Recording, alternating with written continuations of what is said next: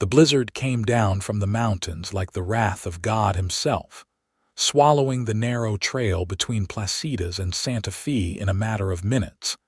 And that was when Marshal Cole Yates saw her stumbling through the white fury, a small figure in a thin traveling coat that had no business being out in weather that could kill a person in less than an hour. He pulled his mare to a halt, squinting through the driving snow that stung his face like 1,000 tiny needles. At first he thought his eyes were playing tricks on him, that the shape was just a twisted juniper or a rock formation. But then it moved, lurched forward, and collapsed into a snowdrift. Cole spurred his horse forward without thinking, his heart hammering against his ribs in a way that had nothing to do with the cold seeping through his heavy coat, and everything to do with the certainty that he was watching someone die. When he reached her, she was trying to push herself up from the snow, her hands bare and already turning an alarming shade of blue. Her dark hair had come loose from whatever pins had held it, plastered against her face in wet strands, and her lips were nearly purple.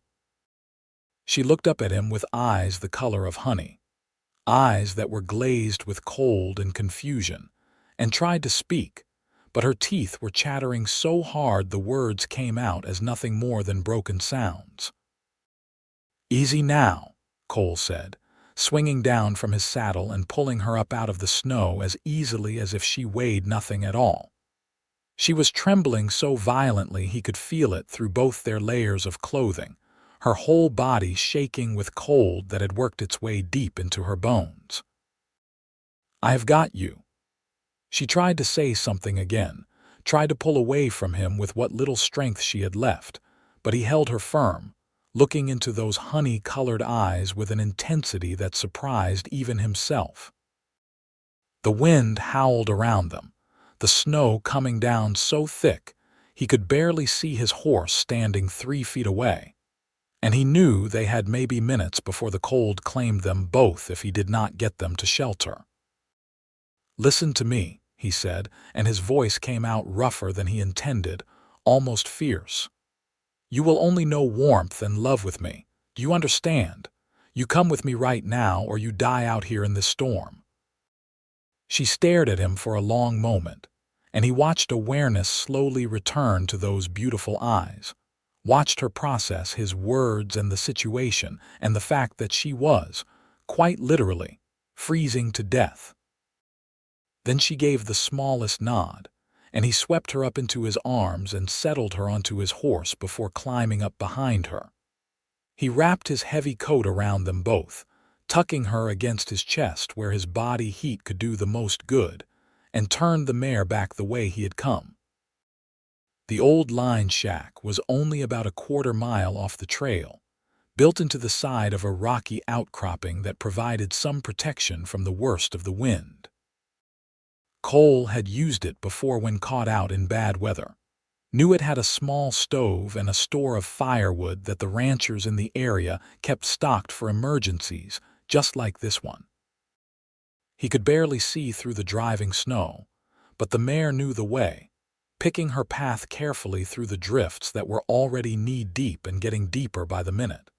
The woman in his arms had stopped shaking quite so violently, which he knew was actually a bad sign.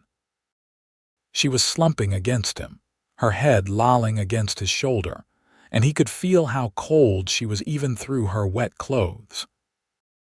He tightened his arm around her and urged the mare to move faster, his jaw clenched with determination and something else, something he could not quite name, but that made his chest feel tight and hot, despite the freezing cold all around them.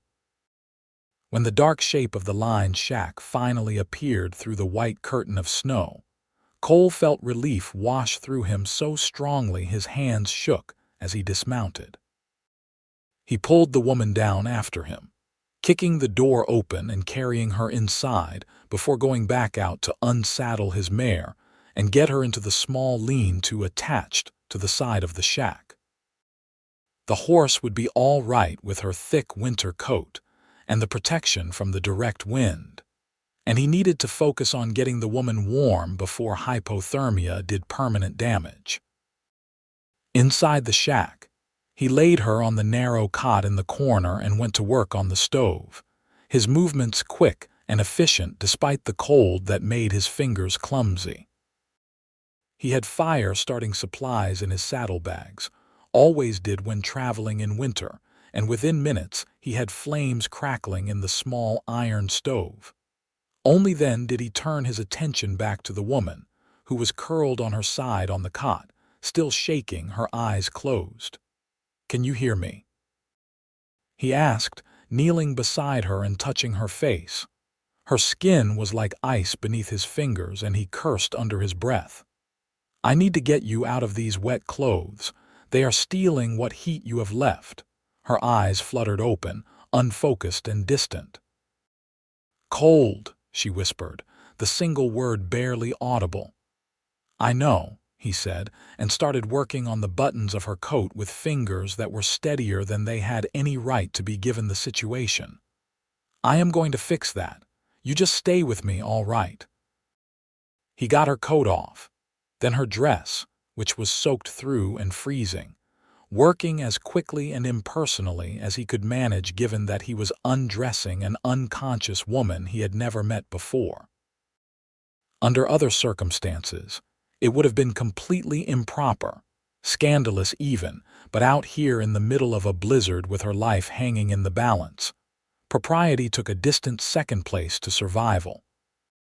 When he had her down to her chemise and drawers, which were damp but not soaked, he wrapped her in both saddle blankets from his gear and the 2 wool blankets that were stored in a trunk in the corner of the shack.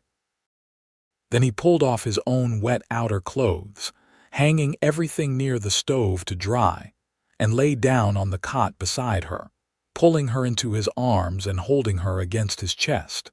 She made a small sound of protest, or maybe just confusion, but he shushed her gently. "Body heat," he explained, though he was not sure if she could even understand him at this point. "Fastest way to get you warm."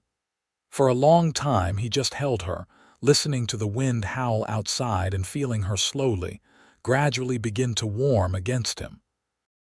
Her shaking eased, became less violent and more intermittent, and her breathing deepened and evened out. The fire in the stove crackled and popped, filling the small space with warmth that pushed back the killing cold, and Cole found himself studying the woman in his arms with an intensity that should have alarmed him.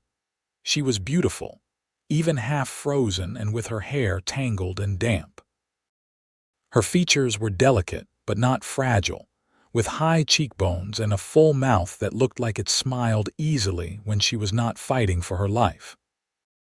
There was something about her that drew him, called to something deep in his chest that he had thought long since buried under the weight of his responsibilities and the loneliness of his life.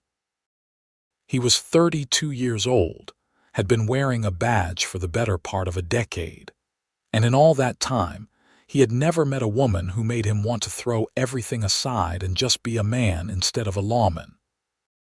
But this woman, this stranger he had pulled out of a snowstorm, made him feel things he had no business feeling, made him want things he had stopped letting himself want years ago.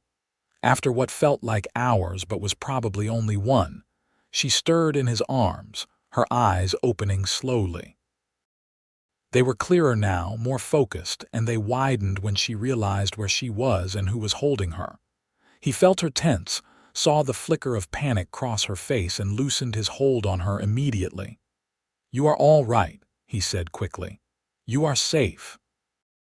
I am Marshal Cole Yates out of Santa Fe, and I found you in the storm. Do you remember?" She stared at him for a long moment, and he could see her working through her memories, piecing together what had happened. Then she nodded slowly. "You said I would only know warmth and love with you," she whispered, and there was something in her voice, a mixture of confusion and wonder and something that might have been hope. Cole felt heat rise in his face that had nothing to do with the fire in the stove. "I needed you to trust me," he said, which was true enough but did not explain why those particular words had come out of his mouth, why he had felt them with such certainty in that moment. "You were freezing to death. I had to get you to shelter." "And you did," she said softly. She pushed herself up to sitting, keeping the blankets wrapped around her, and looked around the small shack as if seeing it for the first time. "Where are we?" "Line shack about 3 miles outside Placida's," Cole told her, sitting up as well and giving her space. "Used by the ranchers in the area for shelter during bad weather. We should be safe here until the storm passes." She nodded, then looked down at herself, at the blankets and her state of undress beneath them, and color flooded her cheeks. "My clothes." "Drying by the stove," he said, gesturing to where her dress and coat hung on a makeshift line.